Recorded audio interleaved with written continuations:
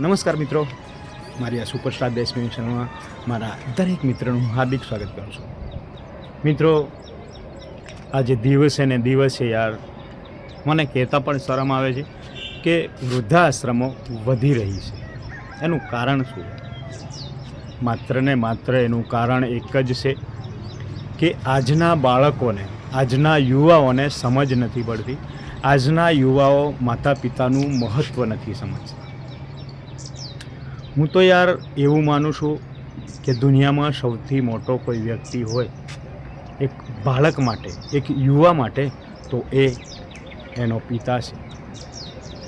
જો એની માતા પિતાએ એનું ઘડતર ના કર્યું હોય, એની માતા પિતાએ એનો ઉછેર ના કર્યો હોય, એને જન્મ ના આપ્યો હોય, તો તમે આ દુનિયા જોવાને લાયક પણ નહોતા. તો સાથીઓ, કદાચ તમે યુવા છો ને તમારું બાળક છે ને એ તમારી વાઈફથી યા તમારાથી 5-10 મિનિટ યા 15 મિનિટ ખાલી એટલું તો જોજો કે કોઈ દિવસ ખોવાઈ તો ના જાય. એવું ક્યાં કોઈના સાથે ન થવું જોઈએ. પણ હું એક્ઝામ્પલ આપું છું. કદાચ તમારાથી ખોવાઈ ગયું, મિસિંગ થઈ ગયું, કોઈ જગ્યાએ બજારમાં ગયા ને તમારાથી દૂર થઈ ગયું ને તમને 10 યા 15 મિનિટ ના મળે ને, તે દિવસ અહેસાસ કરીને જોજો કે યાર તમારું બાળક 15 મિનિટ યા 10 મિનિટ તમારાથી દૂર થઈ જાય ને તો તમારા દિલમાં શું વીતે છે. તમારા ચહેરા પર પણ એની અસર જોવા મળશે. તમને માનસિક રીતે ટેન્શન આવી જશે. તમે ખૂબ જ ખરાબ વિચારવા લાગશો. ખૂબ જ દુઃખ થશે. એની માતા રડશે પણ ખૂબ. 5-10 મિનિટમાં જો તમારી હાલત આવી થઈ જતી હોય તો મિત્રો, એ માતા પિતાની જગ્યાએ જઈને જોવો.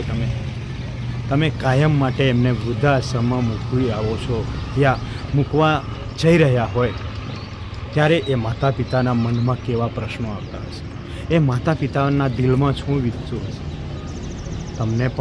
તમે તમારા બાળકને જે રીતે પ્રેમ કરો છો એ જ રીતે તમારી માતા પિતાએ પણ તમને પ્રેમ કર્યો છે. કેટલી લાગણીઓ સાથે મોટા કર્યા છે.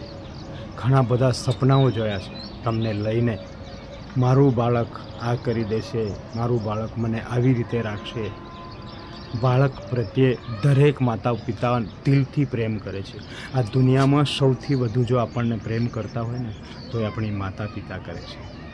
મિત્રો, ક્યારેક તમને ખબર ના હોય, આપણા માતા પિતા પાસે જમવાનું, એક ટાઈમનું જમવાનું ના હોય ને તો પણ બીજા પાસેથી માંગીને લાવીને પણ બાળકને ક્યારે ભૂખ્યા નથી સુવડાવતા.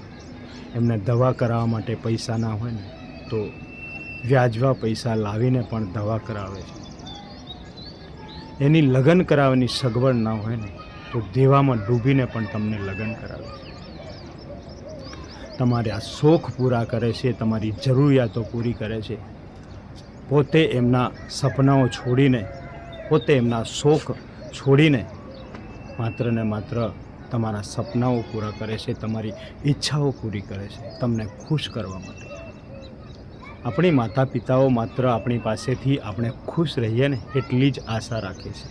મિત્રો, ક્યારે પણ ધન દોલત યા પૈસાની માતા પિતા ક્યારે પણ આશા રાખતા નથી. તો યાર, તમે એક મા બાપના નજરિયાથી તો જઈને જોજો. કદાચ તમારું બાળક તમને તમારા ઘડપણમાં વૃદ્ધાશ્રમમાં મૂકી આવશે તો તમને કેવું લાગશે? અને જો મિત્રો, તમે તમારા માતા પિતા સાથે જેવો વ્યવહાર કરશો ને એવો જ વ્યવહાર તમારા બાળકો પણ તમારી સાથે કરશે જ. આ લખી રાખજો. તમે બિયારણ જેવું ઓરશો ને એવું જ ઉગવાનું છે. કદાચ થોડું ઘણું ના ઉગે પણ 50% તો ઉગવાનું છે. એ પણ ધ્યાન રાખજો મિત્રો. એટલે કહેવત છે, આપણા કર્મો પર આધારિત આ જિંદગી છે. તો એ જિંદગીમાં કર્મો તમે ગમે તેવા કરો, પણ સૌથી ઇમ્પોર્ટન્ટ વસ્તુ એ છે કે તમારી માતા પિતાને ક્યારે તરછોડશો નહીં. માતા પિતાને ક્યારે પણ દુઃખી ના કરો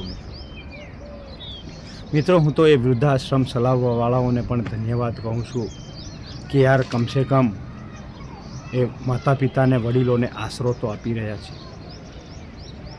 તો ક્યારેક દોસ્તો, તમે પણ એ વિચારીને તો જોજો કે એ વ્યક્તિ કેવા હશે જે તમારી માતા પિતાને પોતાની માતા પિતાની જેમ સંભાળીને વૃદ્ધાશ્રમમાં ચલાવે છે. તમે માત્ર તમારી મા બાપને નથી સાચવી શકતા, તો એ હજારો મા બાપોને સાચવે છે અને દિલથી સાચવે છે, બધી જ સગવડો પૂરી કરે છે.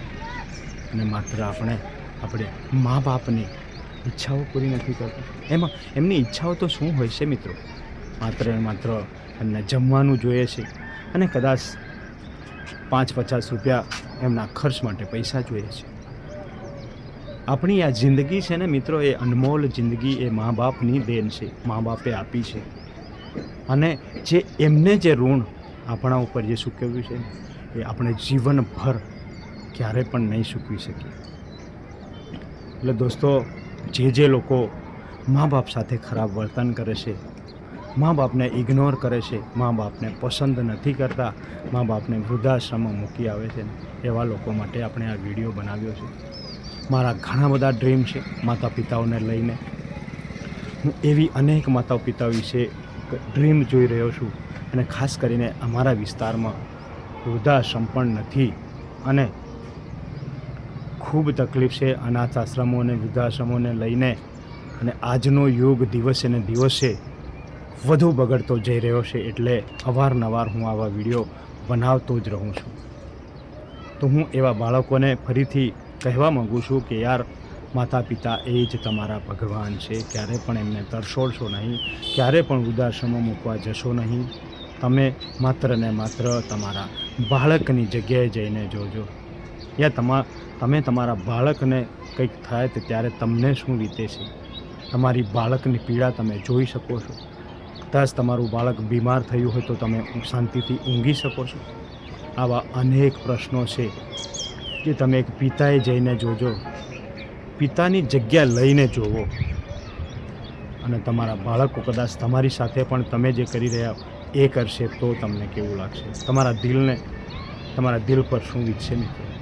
એટલે બને ત્યાં સુધી આ મારો વિડીયો વધુને વધુ લોકો સુધી શેર કરજો.